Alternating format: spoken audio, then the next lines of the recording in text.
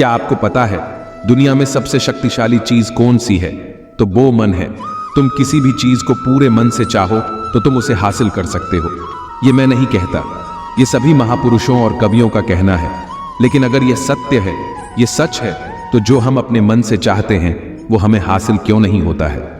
भाई, कोई भी इंसान अपने मन में दुख तो नहीं चाहेगा, लेकिन वो रहता तो दुखी ही है। हर इंसान अपने मन से तो कामयाब होना चाहता है, खूब पैसा और नाम कमाना चाहता है, लेकिन फिर भी वह कामयाब नहीं होता।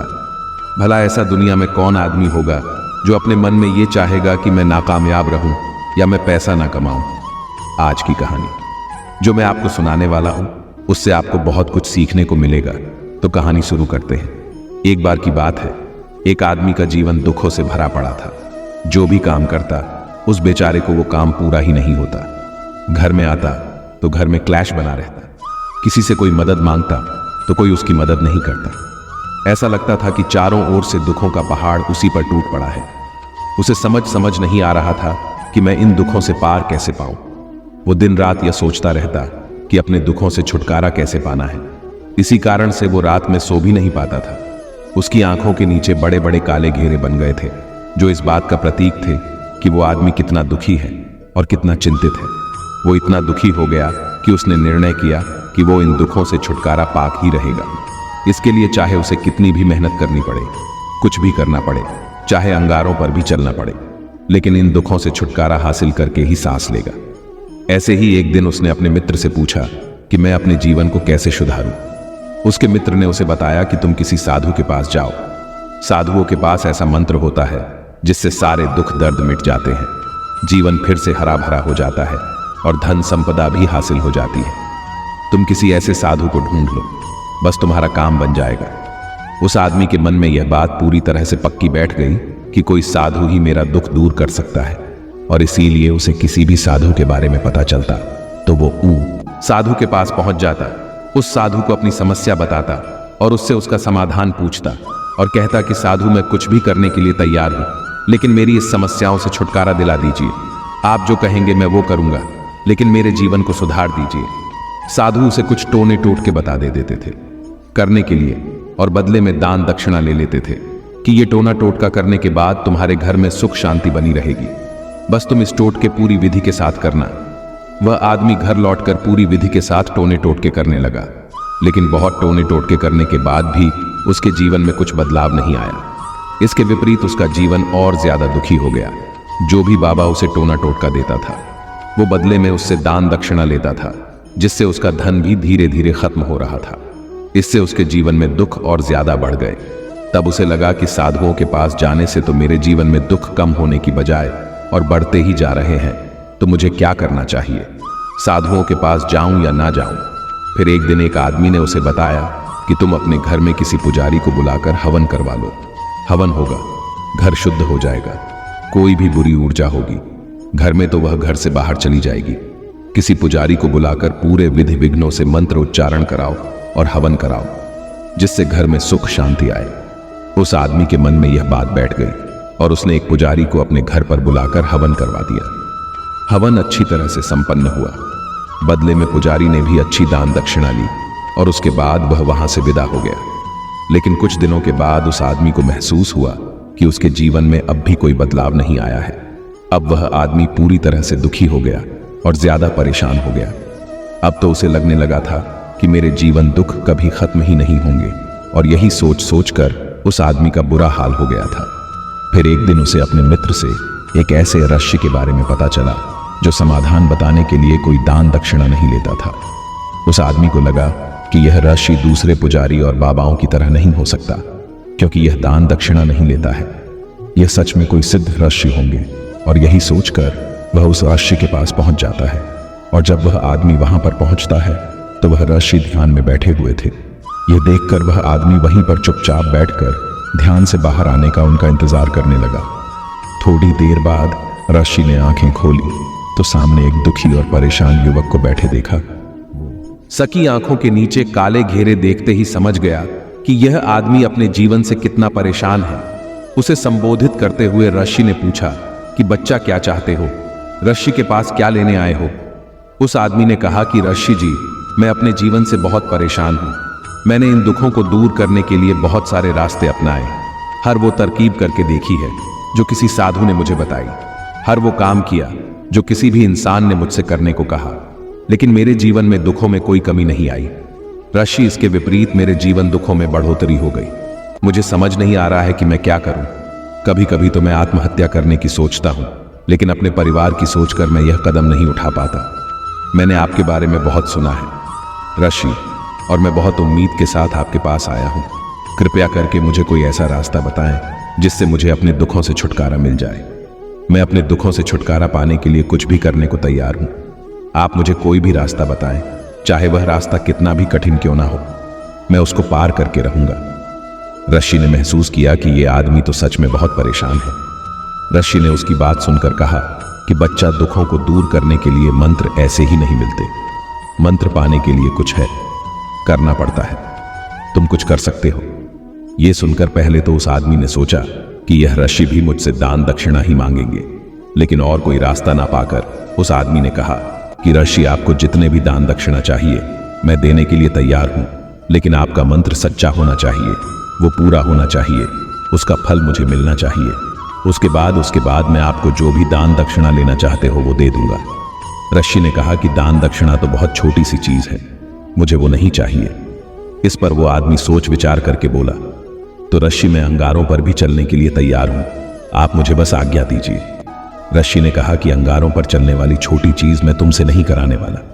मैं जो तुमसे कराने वाला हूं वह बहुत ही कठिन मंत्र है, क्या तुम उसे पूरा कर पाओगे? उस आदमी ने कहा कि ऋषि, आप मुझे बताइए तो सही, मुझे करना क्या होगा?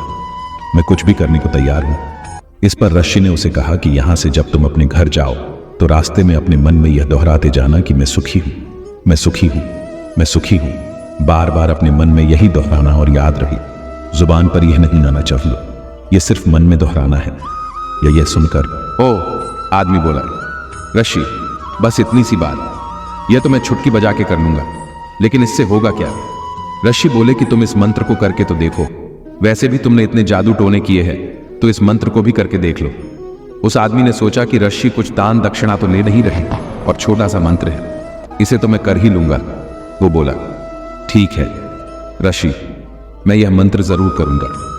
वो आदमी यह कहकर वहां से उठकर चलने लगा, लेकिन जैसे ही वो चलने लगा, पीछे से ऋषि ने बोला कि बच्चा, एक बात याद रखना, जब तुम ये मंत्र अपने मन में दोहराओ तो तुम्हारे मन में बंदर के विचार नहीं आने चाहिए, बंदर का ख्याल भी नहीं आना चाहिए, तो तभी ये मंत्र सिद्ध होगा। वो आदमी बोला, मुझे तो आज तक बंदर का कोई विचार नहीं आया, तो अब क्यों आएगा? आप चिंता मत करिए ऋषि, मैं बस मन में यही दोहराता रहूंगा कि मैं सुखी हूं, मैं सुखी हूं, इसके अलावा बंदर का कोई विचार मेरे मन में नहीं आएगा। यह कहकर वो आदमी वहां से चल दिया। वो अपने मन में मैं सुखी हूं, मैं सुखी हूं, ये दोहराता हुआ थोड़ी दूर ही चला था कि उसके मन में अचानक बंदर का ख्याल आया। बंदर का ख्याल एक बार आया और चला भी गया, लेकिन उस आदमी ने सोचा कि आज तक तो मुझे बंदर का कोई विचार नहीं आया, ये आज बंदर का विचार क्यों आ गया? और ऐसे करके उसने उस बंदर के विचार को पकड़ लिया। वो यह भूल गया कि मुझे क्या मंत्र दोहराना है, और वह बंदर के बारे में सोचने लगा। जब थोड़ी देर बाद उसे फिर से होश आया तो वो फिर से अपना वही मंत्र दोहराने लगा जो ऋषि ने उसे बताया था, मैं सुखी हूं, मैं सुखी हूं। लेकिन अचानक से उसे उसके सामने एक बंदर दिखाई दिया, और यह देखकर उसके मन में फिर से बंदर का विचार उठ गया, और वो अपने अंदर से उस विचार को बाहर फेंकना चाहता था। वो चाहता था कि मेरे अंदर किसी भी तरह बंदर का विचार ना आए, लेकिन उसे तो उसके सामने बंदर ही दिखाई दे गया।